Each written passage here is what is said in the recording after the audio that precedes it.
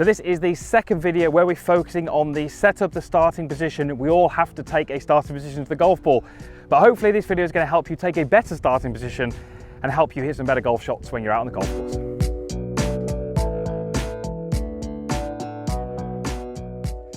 So we've already taken a look at the starting position and giving you 3 checkpoints, looking at the setup from the down the line view. If you haven't seen that video, I'll pop a link in the corner. Watch that one first, then come back and watch this one, because we're going to be looking at the face-on view and giving you some really important checkpoints there. So in this video, you're going to learn about how body tilts can really influence the golf swing. You're going to learn how width of stance can really influence the golf swing. And you're also going to learn how weight distribution can affect the delivery of the golf club to the golf ball. So starting position from the face on, there's a few things that we have to do correctly, or we have to be in control of in order for us to hit good shots when we're out on the golf course. First one is body tilts.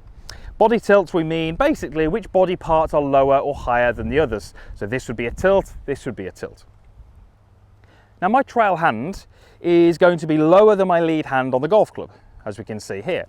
So what that's going to naturally do is it's going to naturally set my trail side a little lower than my lead side. So if I was to take my starting position to this golf ball,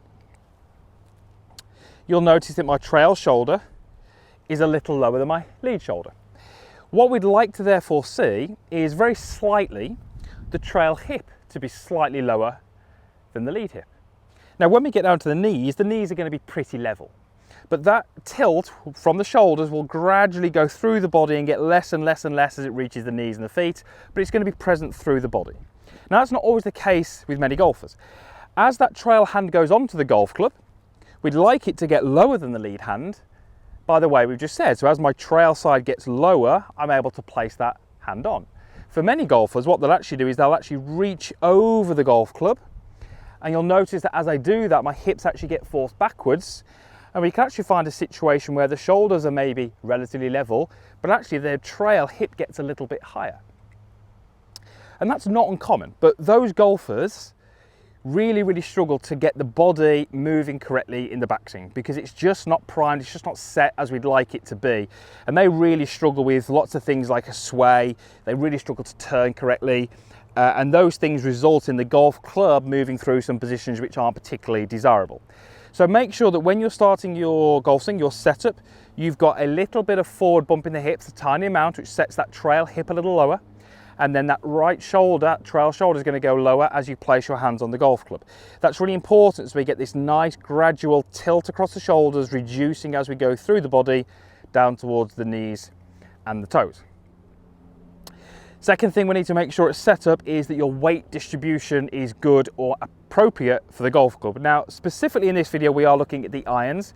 So I would generally like to see with the irons a tiny bit more weight on that lead side, only about 55%. Obviously therefore leaving 45 on that trail side.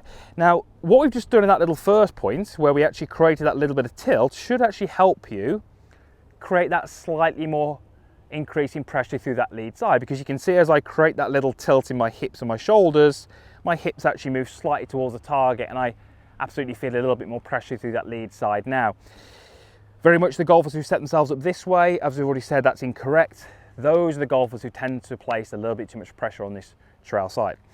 At impact, we need a lot more pressure on that lead side and we need to hit the ground after the ball. So this little key setup move just helps us have that feeling of a little bit more pressure on the lead side and gives us a sensation that we are going to be able to hit the golf ball, then the ground. And that's especially useful, as I said, with the irons. Potentially with the driver, we'd be looking for something a little different. But with the irons, a little bit more weight or pressure on that lead side is going to be absolutely key to helping you improve your strike. Finally, we're talking feet. Now we're going to kind of put 2 things in here. So potentially there's 4 setup points. But the width of stance again needs to be appropriate. And we say appropriate because if I was hitting a 10-yard chip or a 300-yard drive, my stance width would need to change a little bit. So there isn't a one-size-fits-all here. I've got a 6-iron, so my feet are going to be around about shoulder width apart. Now, if my feet get too wide, I get a fair bit of stability. I feel fairly stable, but we get stability, but we lose mobility. If I go too narrow, I increase mobility, but I lose stability.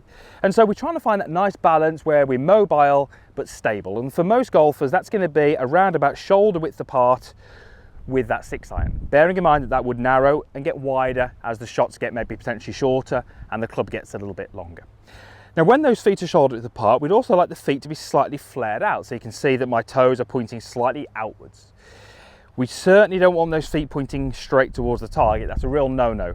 That really limits what we can do in our golf swing, and that really hinders more than it helps. So feet slightly flared out. Now many golfers will have the lead foot slightly more flared out. That's absolutely fine.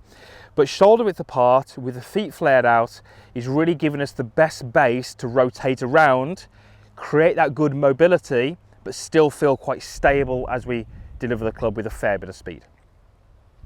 So starting position from the face on.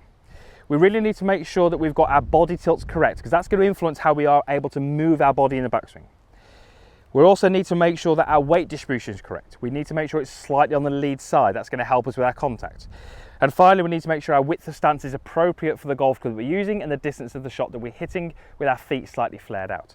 If we can do those things, and we also follow the points that we covered in the first video, we should find ourselves in a really nice, athletically strong position where we can make golf swings in balance and deliver some speed to the club head. As we said right at the start, everybody has to take a setup, but how we do can influence hugely what we do with the golf club and the resulting shot. So make sure you follow those 6 checkpoints across those 2 videos. Helps you set up better, helps you hit better golf shots, and should ultimately help you shoot lower scores. Thanks for watching. Usual stuff is down below, comments box, like button, and that subscribe link is over here. It's absolutely free and it just means you won't miss any videos. Thanks for watching. We'll see you again.